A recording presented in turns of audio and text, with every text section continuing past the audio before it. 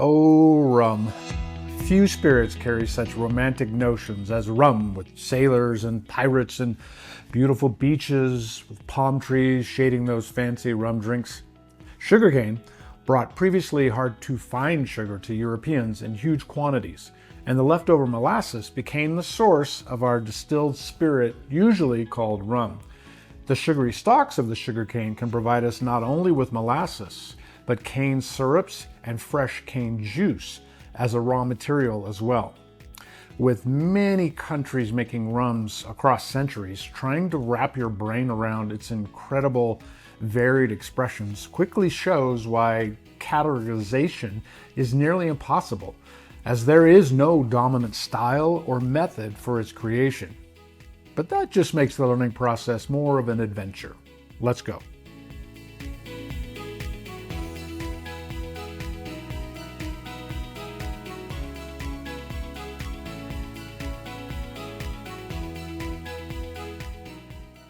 While sugarcane is fermented and distilled around the world, especially in the little latitudes, we are going to focus our attention in this lecture on the Caribbean basin. We'll look at individual styles that have developed, the legal frameworks for labeling, as well as the production methods used in the most popular global rum categories from the region.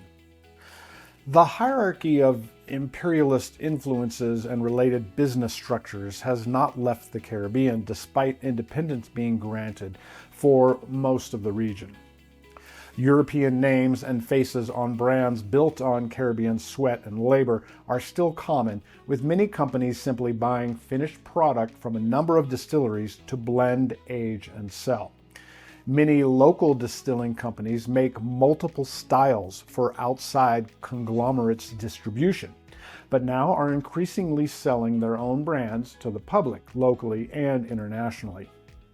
On the macro level, rum does have a legal definition in both the EU and US with some slight differences.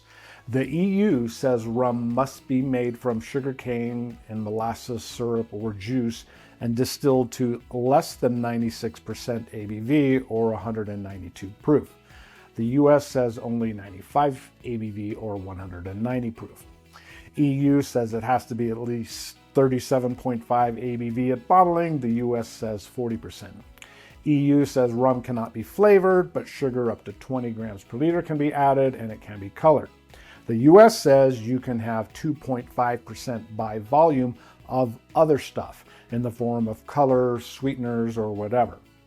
Now, within our individual countries or regions, we have additional restrictions that we'll also discuss, but we should also mention the EU respects French ownership of the word agricole with regard to rum. The US does not give them protected use of the word. Since it just means agriculture in French, it's a rather broad term to have ownership of. But anyway, let's move on and talk about rum's raw material, sugarcane. Sugarcane is a perennial grass that can be harvested every year and usually lives 4 to 5 years. We can get a harvest from a 1-year-old planting as well. We can see variations and challenges in cane due to the soil's composition, but the individual species of cane may not be hugely important, except somewhat in our fresh cane juice products.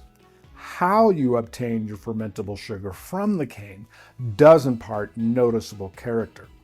If we are using fresh cane juice, a grassy herbal character can be quite prominent as long as a long maturation protocol, high esterification, or very high rectification hasn't overwhelmed those herbal notes. Our molasses-based rums can show caramel, toffee, and brown sugar flavors. Cane syrup versions usually end up closer to molasses in flavor, with that caramel often being lighter and softer. The journey from cane juice to molasses involved heating and reheating, with pure sugar at first being removed, followed by dirtier sugar or sugar with more impurities later. Our cane syrups are graded by if they came out in a first boiling or second or third. The end result is molasses, which can have the most impurities. There are grades here as well, and modern machinery and methods for extracting sugar has meant that molasses can have even less sugar and more concentrated impurities these days. Our nemesis sulfur can show itself with the molasses types. I presume you've seen molasses and dark cane versus light cane syrups in the grocery store, and that viscosity means dilution with water is necessary to create a hospitable environment for yeast to operate in. While loaded with sugar, even our juice is usually acidified and boosted with some nitrogen to give the yeast nutrients and their favorite conditions to get started and dominate the ferment. The ferment in rum is where we start to see huge divergence in practices and resulting styles. Then distillation techniques are tailored to what we did in our ferment, and often our projected maturation regimen will also dovetail in as well. We think it makes sense to embark on our independent styles at this common raw material stage and then take them all the way to the bottle independently. However, a big fat asterisk is attached to these styles. No region is monolithic. The styles we are going to outline are gross, or rather tasty, generalizations. Efforts to even classify rum have all pretty much failed for similar reasons. Color doesn't tell you cane juice or molasses. Cane juice or molasses doesn't tell you short or long fermentations, or modern column rather than funky wooden pot stills. The language and favored practices forced on a region by their enslavers also fails to encompass the varieties often being produced now.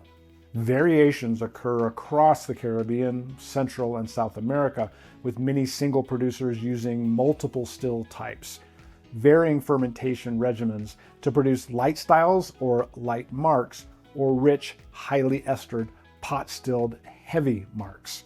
The term mark relates primarily to the rectification level.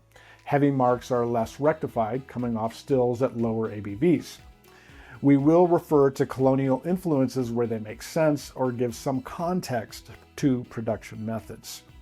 For instance, starting with our Spanish-influenced rums from Cuba and Puerto Rico, many, but not all, pride themselves with a more pure and lighter style, but still allowing some wood character for maturation to be able to show.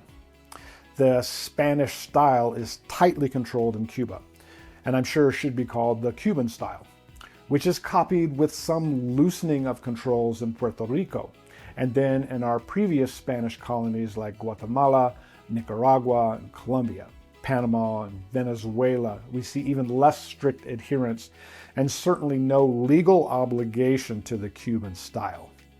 But let's start with Cuba. We have a mandated base of molasses with cultivated yeast in controlled environments, taking around 24 hours to complete fermentation. Our molasses must be of a decent grade.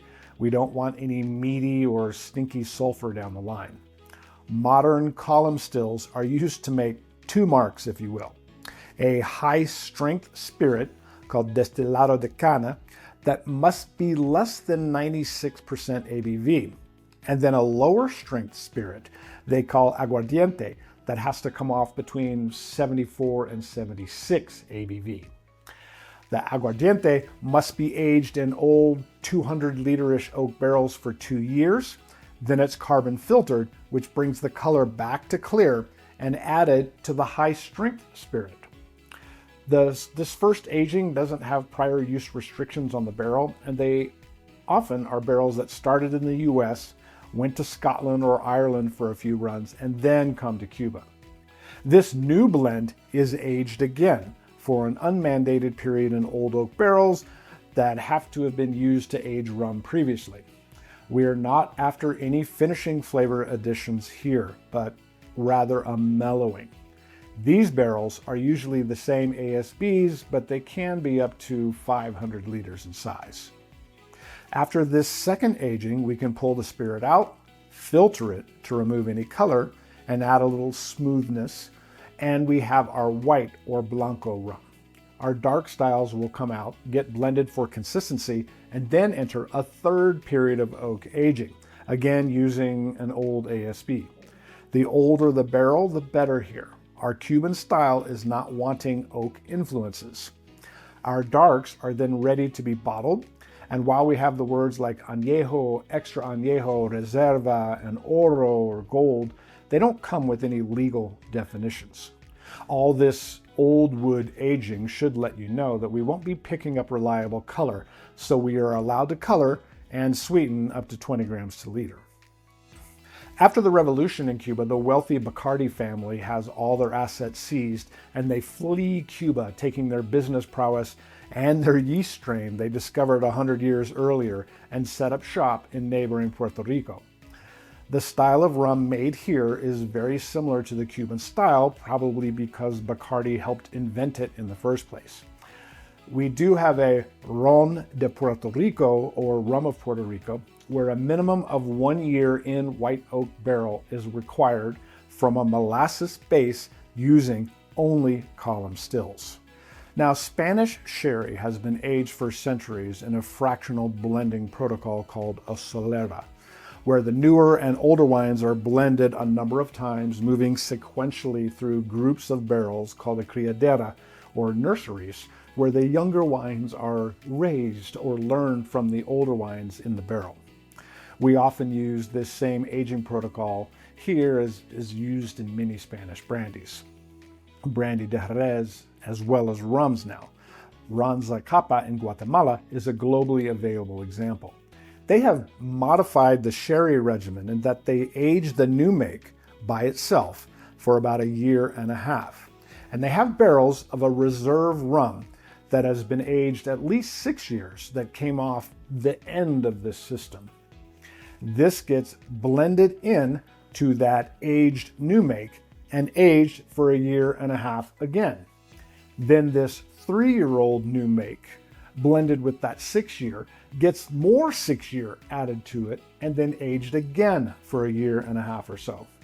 Then we do it a third time, adding the reserve to the mix of that original new make that's now 4.5 years old, that also has reserve at now 9 years old, mixed in for another 1.5 years.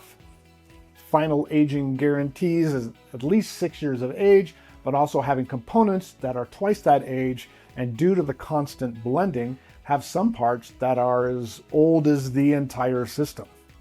This complicated blending strategy has the interesting concept of commingling the components during aging, and is pretty unique. Now let's turn to another colonial power in the region, the French. Rather than oppression leading to revolution, the French have assimilated their previous territories into legal departments, and they enjoy some EU membership benefits. Not complete control, as that might mess with their lucrative offshore banking industries, but enough to see appellation control regulations like in cognac, Armagnac, or with French wines, cheeses, and more. The islands of Martinique and Guadeloupe have established and controlled rum production in a style called agricole that is protected by the EU. Again, with agricole just being the Spanish word for agriculture, the US doesn't respect their ownership of that word with regard to rum. So you'll see agricole on American rums if they are made in the agricole style, but with no legal mandate required. So, our Martinique rum agricole, Martinique is the dominant producer compared to Guadeloupe, whom do make rum similarly, but do not have an AOC like Martinique, which has strict regulations on raw material, fermentation, distillation equipment, and aging. Martinique rum agricole must be made from sugarcane juice sourced on Martinique and be harvested between the 1st of the year and August 31st. Fermentation time can't exceed 5 days, and fermentation strength has to be equal or less than 7.5%. So, heavy esterification is not our aim, but medium esterification isn't unusual. We are mostly wanting to preserve the raw material's character. Another similarity to, say, cognac is a mandated distilling season in Martinique, where all the distillation has to be performed between the 2nd of January and the 5th of September.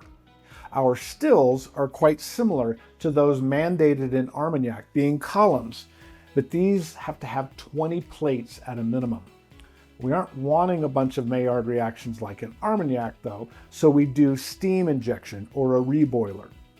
The still can be partly or all copper, and condenser type is not mandated. The new make must be between 65 and 75% ABV on Martinique. Guadeloupe can go up to 85% if they desire. We can release this new make after 6 weeks of resting in any container, and this product is our Rum Blanc. We can also age for at least 3 years in a max 650 liter cask, and it can be labeled legally as a Rum Vieux or aged rum. Similar to our French brandies, we see aging designations based off the minimum age of any component in the blend, with VO being that 3-year, VSOP or Très Vieux, Cuvée Spéciale, Reserve Spéciale being our 4-year designation, and then a 6-year minimum for XO, Hors Extra Vieux, Grand Reserve, or Vintage, with all components mandated from that label's stated harvest year and also being at least 6 years old. And to repeat yet again, this French-influenced style, or the Cuban style with Spanish-influenced aging, is just a generalization. Even with these tightly controlled AOC regulations in Martinique, Guadeloupe also makes dark, heavy ester molasses-based marcs they call Grand et Ronde, which translates to big smell. So you can just imagine what those are like. Over to Haiti, which was abused by Spain, France, and then the US, they do make agricole style rums, but can't use that protected term. But they're often with higher esterifications from long open ferments coupled with less rectified spirits, whose high group 1 and group 3 fractions are right up front and considered part of their character. Large-scale industrial production hasn't really happened, and the smaller local producers call their typically unaged rums clairin. Efforts to give Haitian some ownership of the word and related artisan styles is growing, but it hasn't happened yet. Okay, also with tons of variety and with even fewer controls, we are going to look at those places subjugated by the British and their styles. This is the loosest of any of our generalizations, typified by rum production at the Demerara Distillers Limited, or DDL, in Guyana, once Dutch, then British, and now independent for almost 60 years. Demand from the British Navy meant a reliable investment for a long time.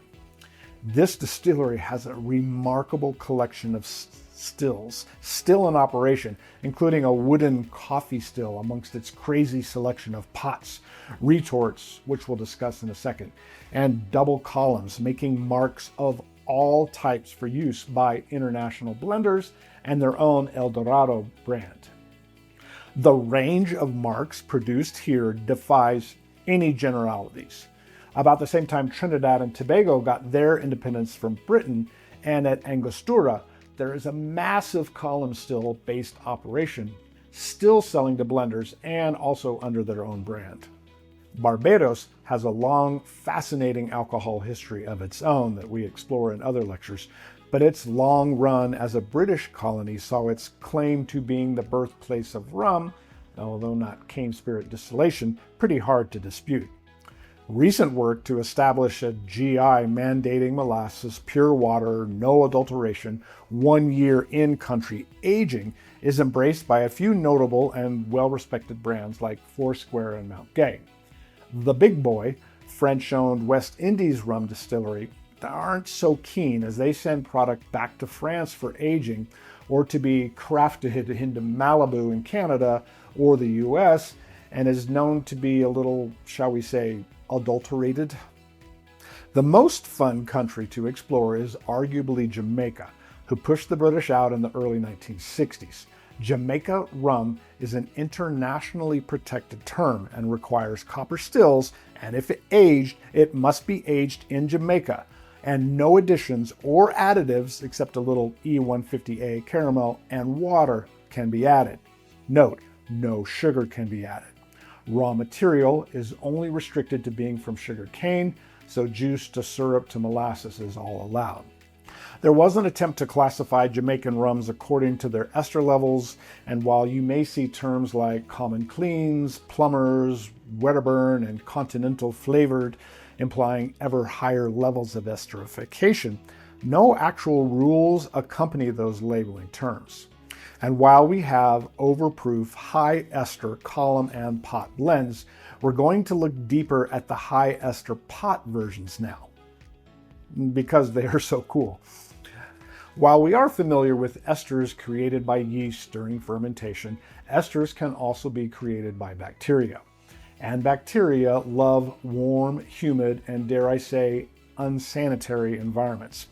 If we do our fermentation outside in open top fermentation tanks and let it bubble away outside for maybe a few weeks or more, we get a lot of microbial activity from multiple wild yeast strains and ambient bacteria who will take over these tanks. This is a recipe for esterification to levels arguably not seen in any other spirit category save Baijiu. But that's not enough esterification just to do this long fermentation like this. We also can use the back set, or what is locally called dunder, to do some sour mashing in the ferment. And while we get our expected mild acidification from fatty acids to help our yeast at least get started, rum backset or dunder brings a lot of group 3 fusel alcohols and heavier esters from distillation back into the ferment. But wait, we're still not done. Some producers will have a muck pit on site that is acting like a garbage dump / compost pile. We may have old sugarcane leaves, maybe some unused juice, some of that dunder or backset, the waste from our retort or retorts, all rotting to some degree, but also slightly preserved or pickled by just a little acidity. Butyric acid, which smells of vomit and putrid fruit, has the ability to combine with alcohols to give an ester with congeners of overripe pineapple or bruised mango. And while it may look and smell like a garbage pit, it's actually a managed pit of congener creators and is added as a particular recipe may demand. So while Jamaica doesn't require any particular still type, you can imagine if we've gone to these lengths in creating esterification, this heavy mark potential style isn't going into a column for high rectification. It's going into pots, and sometimes then through another little pot or two called retorts. These retorts are used in a number of places in the Caribbean. Check out the retort stills lecture for a deeper understanding of these guys. But as an overview, if you are familiar with bourbon thumpers, they are a similar technology, and sometimes they are heated like doublers in order to get up to temp. And sometimes we have a deflegmator on a pot or retort, but before the condenser to help with this too. But very importantly, and differently than the traditional bourbon stills, we are running batches, which allow for cuts to be made. So we're going to look at a pot with 2 retorts here, with steam coils inside the pot as an example. The pot does its thing with our 7 to 8% ABV fermented liquid. It leaves, and the lion arm heads into another little pot that looks like a tank here called a retort. And we have another distillation happening here, with vapors pushing into liquids causing reflux, and our ABV here is around now 35%. Then we leave this retort and go into another one causing reflux, and now we're up to about 75% ABV. Out first are the heads, up to 90% ABV. At say 88% ABV, we cut to hearts and only pull hearts to the mid to lower 80s. We make a cut here and pull what we call our high wines, and then a low wines cut at maybe 60% ABV, and then run the rest. We haven't pulled a ton of volume out here clearly, and it's a pretty tight fraction if you think about it. While not a column, if we don't have a high ester liquid going in, we can actually make a very refined, clean spirit with this setup. As you might expect, we aren't wasting all that ethanol, nor are we wasting our spent lees. Still is off, and the waste liquid in the pot is our dunder, and the liquid in our retorts are lees that can be used in dunder or tossed in the muck pile or just deleted. We refill the retorts with liquid before the next batch, with the first retort getting those heads and low wines, which can get us to that 35% or so ABV. Then the second retort gets those high wines that are all at that 75% ABV, and then off we go again. Sometimes we'll add some rectification plates for copper contact and reflux coming out of retort 2, or again, we could have a deflag up there. As a student of distilling, I just love these things.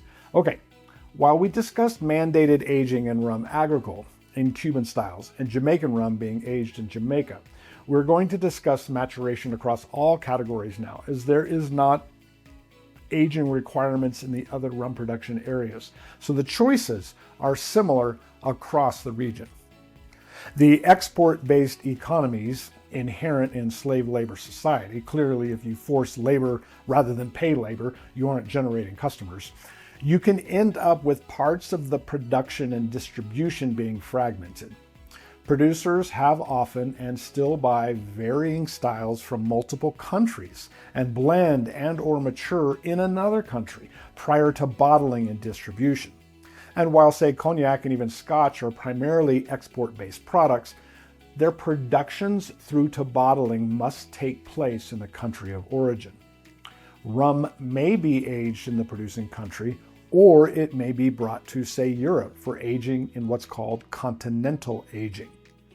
Your understanding of climatic influences on aging should clearly infer how vastly different the maturation environments can be between the Caribbean and Western Europe.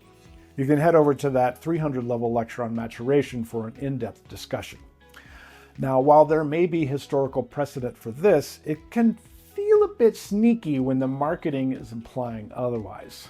We have also seen that clear rums may indeed have been aged, often not for color as we do in new charred oak in American whiskey, but for some oxidation, mellowing, and esterification to add complexity, which doesn't take too long in a warm environment. Often activated charcoal is also deployed to smoothen out and reduce color. The dominant cane spirit by volume, while produced in the region, isn't a rum at all. We're talking cachaça. You can take all the rum in the Caribbean and you still don't come close to cachaça's production volume, but we'll address that in a specific lecture.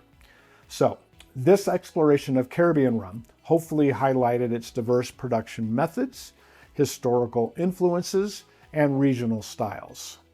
We discussed the raw materials, molasses, cane syrup, fresh cane juice, legal definitions in the EU and US, and the impact of colonial powers, Spanish, French, and British, on distinct rum-making traditions. Despite generalizations, rum production is incredibly varied, illuminated by our discussion on Cuban and Puerto Rican Spanish-style rums, French agricole rums from Martinique and Guadeloupe, and the unique high-ester rums of Jamaica with their use of dunder and muck pits.